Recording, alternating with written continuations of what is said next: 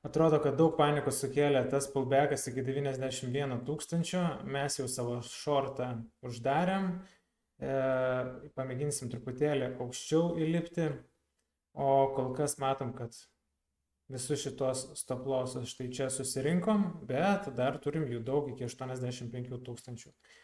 Tai dabar klausimas, ar mes galim gauti, ar mes galim breikinti iš viso šitą high, vat būtent šitą. Ir jeigu negalim, tada ar mūsų kitas targetas yra 85 tūkstančiai. Ir jeigu mes negalim breikint, mes norim šitoj supply zonai ieškoti break of structure ir tada įeiti į dar vieną shortą. Tai būtų labai labai nice. Būtų maždaug tada projekcija štai tokia. Bet tik su break of structure mes norim čia įeiti.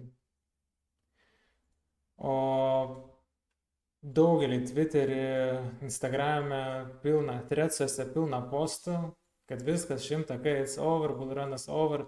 Realiai čia tokia maža korekcija tik tai buvo, tai manau tikrai šiais metais mes dar naujo all-time high sulauksim, bet jeigu turėsim dar žemesnės kainas, pavyzdžiui, 85, tai gali šiek tiek užtrukti, gal ne šiais metais, gal kitų metų pradžioje.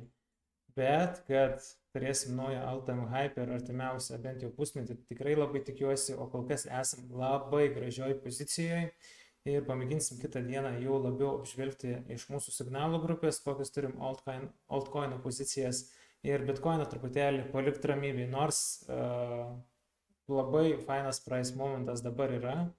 Tai pažiūrėsim, pamėginsim įterpti tiesiog, bet daug komentarų gavau, kad norim ir altcoin pozicijas pamatyti iš signalų grupės, kaip ten viskas atrodo. O taip pat neužmirškit, kad turim giveaway'ų iPhone 16, PlayStation 5 ir Nintendo Switch, viskas mūsų Telegrame.